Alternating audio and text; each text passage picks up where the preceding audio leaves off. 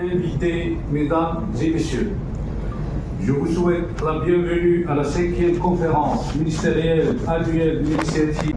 La séquestration du carbone. Pour toutes ces raisons, nous avons trouvé qu'il était judicieux de nous appuyer davantage sur cette solution. Hier, pendant toute la journée, le comité scientifique de notre initiative s'est réuni pour définir des recommandations spécifiques qui seront soumises à votre considération, des recommandations sur la gouvernance, l'importance d'intégrer le climat dans la planification du développement et la planification de l'agriculture, sur les questions notamment de données, les questions scientifiques, les questions de recherche et développement. Et finalement, nous nous sommes appesantis hier sur la question fondamentale du financement.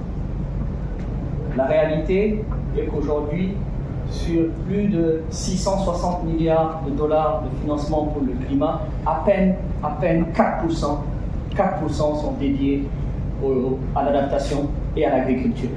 Pire, dans nos pays, à un moment où l'agriculture porte dans la majorité des pays autour de la table de 30 à 40% du PIB, 60 à 70% de la population active, nos banques ne financent que pour 5% l'agriculture. Donc nos experts hier ont travaillé sur la définition d'une feuille de route précise pour pouvoir faire face à ces barrières. Comment intégrer les questions de financement et la structuration du financement dans la planification de l'agriculture. Comment travailler avec le secteur privé pour dérisquer, pour mettre en place des plateformes de financement. Comment renforcer l'expertise de nos cadres et de nos institutions. Mais aujourd'hui, pour les 2 prochaines heures, l'occasion vous sera donnée de nous donner justement des instructions, des recommandations, afin de nous permettre de dégager une feuille de route pour l'agenda international.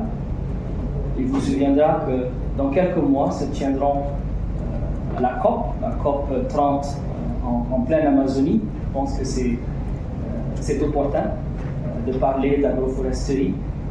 Et l'objectif ici, c'est que nous sortions de cette conférence ministérielle avec une feuille de route précise qui puisse permettre à l'Afrique non seulement de parler d'une seule voix, mais véritablement de marquer et de faire la différence pour ces prochains enjeux. Je vous remercie. Bon travail. Merci.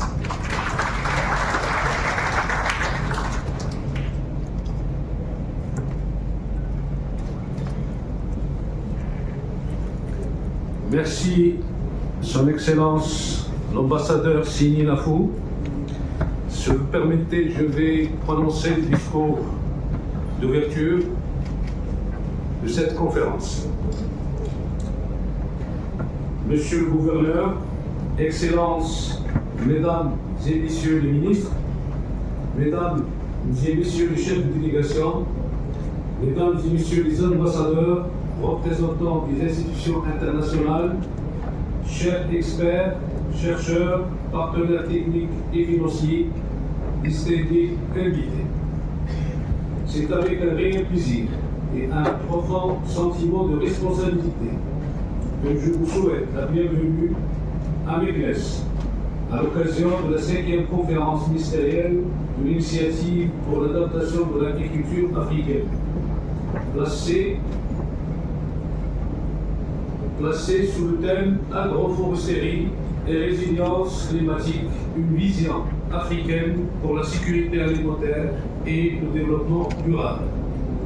Votre présence témoigne de la détermination collective de notre continent à affronter avec lucidité et ambition l'un des défis les plus urgents de notre époque, qui est l'adaptation de notre agriculture face au dérèglement climatique.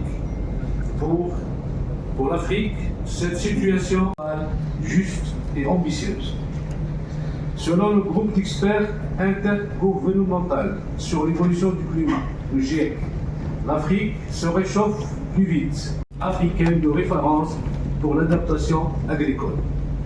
Elle rassemble autour d'une même vision les gouvernements, les institutions financières, les chercheurs et les acteurs du développement. Aujourd'hui, plus que jamais, cette initiative doit devenir une force de mobilisation, car les chiffres sont clairs. Cet exercice s'appuiera sur des méthodologies rigoureuses et des indicateurs précis, adaptés aux réalités africaines, afin de mieux mesurer et valoriser les progrès de l'adaptation de nos agricultures au changement climatique.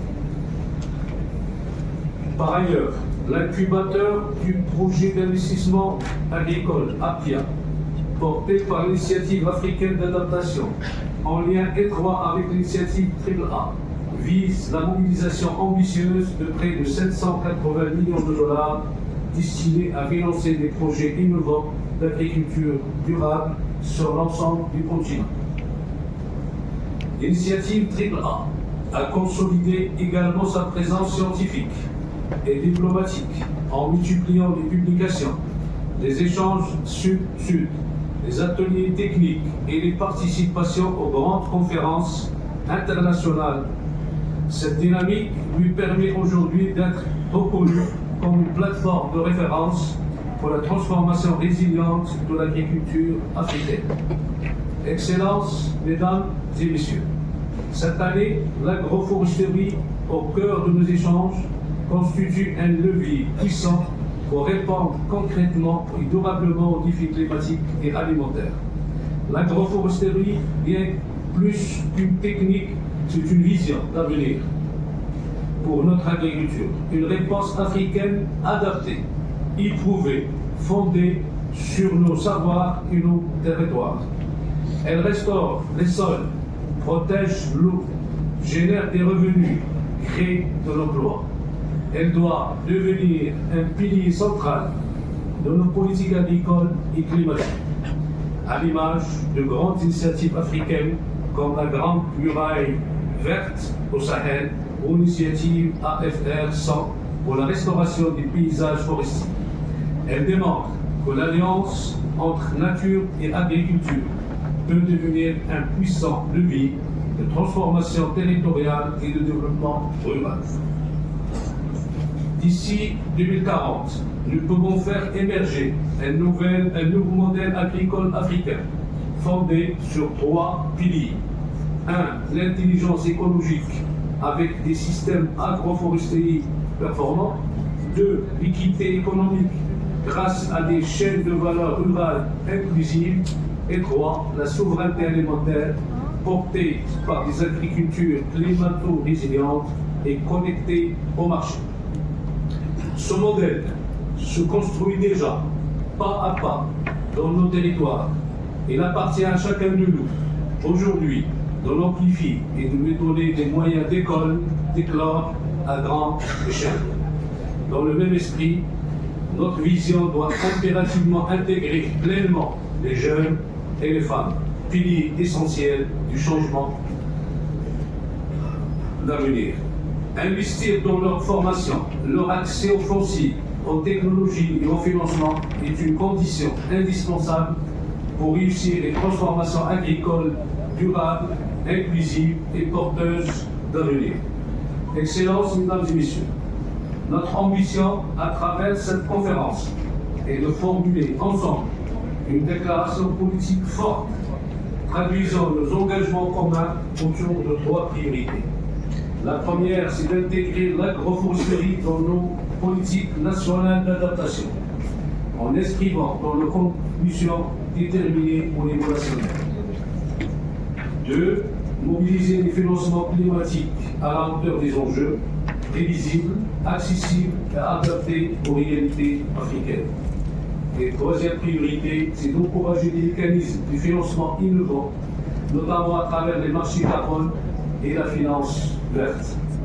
Le Royaume du Maroc, fidèle à son engagement panafricain et sous la conduite éclairée de Sa Majesté le roi Mohamed VI, raciste, continuera à soutenir résolument toutes les initiatives visant à bâtir une agriculture africaine résiliente, inclusive et prospère. L'heure est à l'action coordonnée, à la solidarité et à l'innovation. Ensemble, nous pouvons bâtir une agriculture africaine plus forte, plus juste et résolument tournée vers l'avenir. Avant de conclure, j'aimerais faire une petite annonce. Excellence, j'ai le plaisir de vous annoncer qu'après notre réunion, nous procéderons à la signature avec la FAO d'une lettre d'intention pour la création au Maroc d'une académie régionale sur le système alimentaire avec la FAO. Je vous remercie pour votre attention et vous souhaite plein succès dans vos travaux.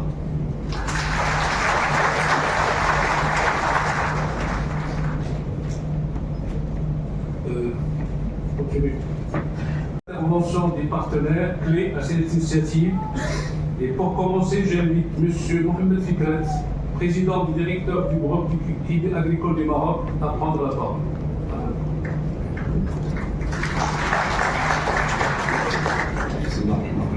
Merci, Monsieur le Président et ministre,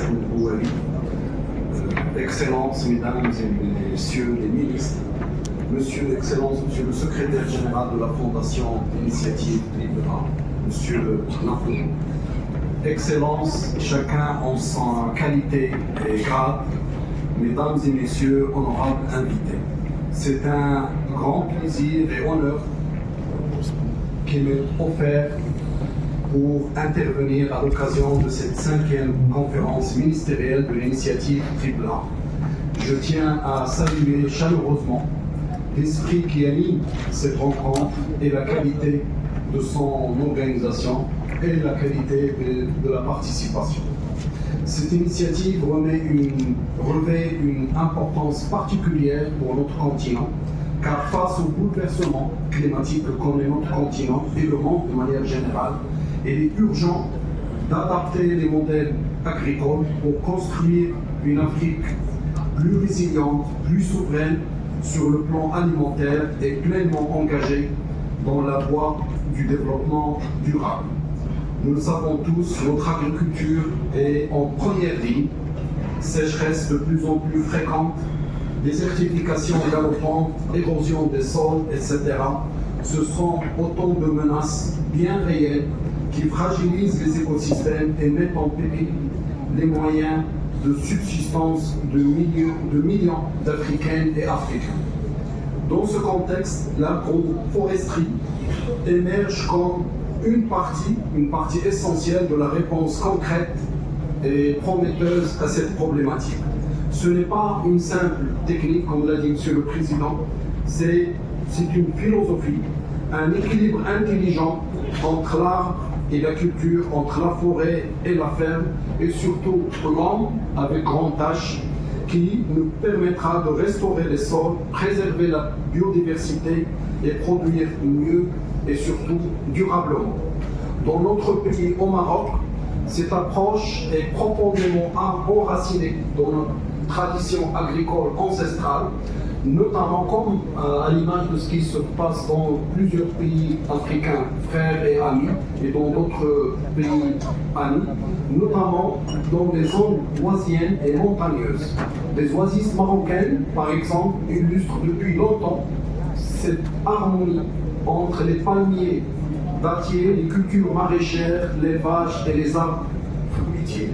Aujourd'hui, notre écosystème agroforestier couvre près de 10 millions d'hectares, 9 millions de domaines forestiers, 830 000 hectares de la filière arganier, 154 000 hectares d'espaces oisiens, dont 60 000 de palmiers dattiers.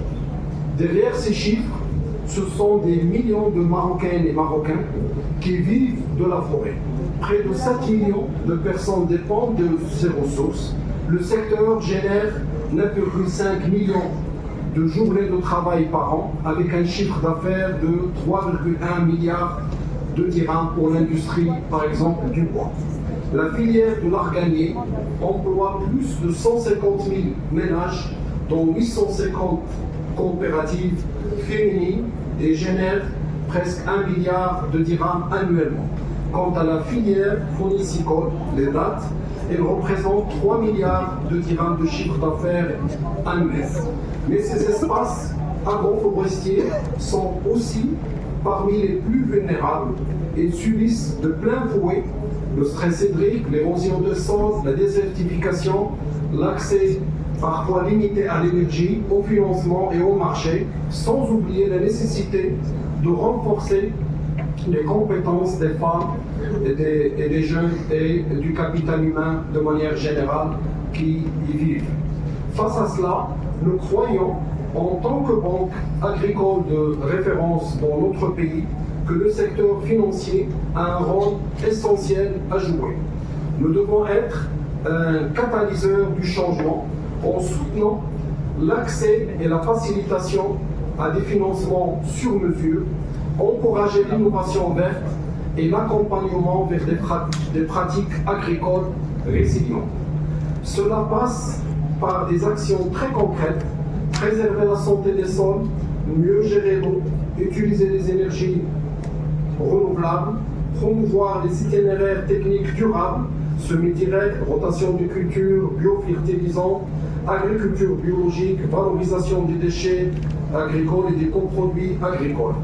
Au Crédit Agricole du Maroc, qui est une banque qui est là depuis plusieurs décennies, nous avons 6 décennies d'existence, nous avons bâti tout un dispositif pour accompagner cette transformation.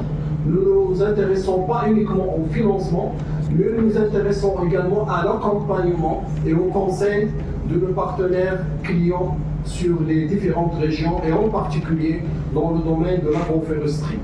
Des canaux de financement diversifiés, banque classique, maison-finance, microfinance, finance participative, des agences mobiles qui se déplacent dans les territoires les plus éloignés, nous permettent de proposer à nos partenaires clients plus de 120 produits financiers adaptés à chaque situation et des offres de crédit spécifiques comme le programme Istidama, durabilité en arabe, qui combine conseils techniques, crédit et incitation financière.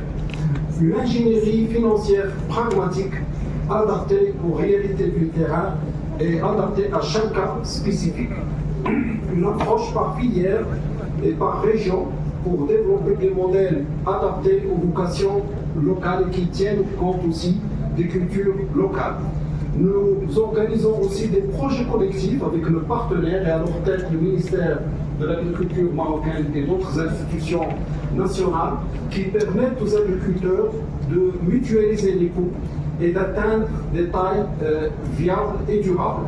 Un accompagnement non financier de proximité essentiel pour les populations les plus vulnérables sous forme de sensibilisation, de formation, d'écoute et surtout aussi de partage de bonnes pratiques entre les autres clients qui nous ont fait confiance en tant que banque. Nous avons également mené des initiatives innovantes que je vais citer à titre d'exemple. Nous avons un programme pilote dans l'Oasis d'Aufos avec une grille de 18 indicateurs pour évaluer la durabilité des exploitations. Nous avons aussi le projet Carte verte en partenariat avec l'Agence nationale des forêts qui a permis de financer la maison de la cédrée d'Azo, un lieu de sensibilisation à l'écosystème national unique de la forêt des cèdres. Mais nous ne pouvons pas réussir seuls en tant que banque.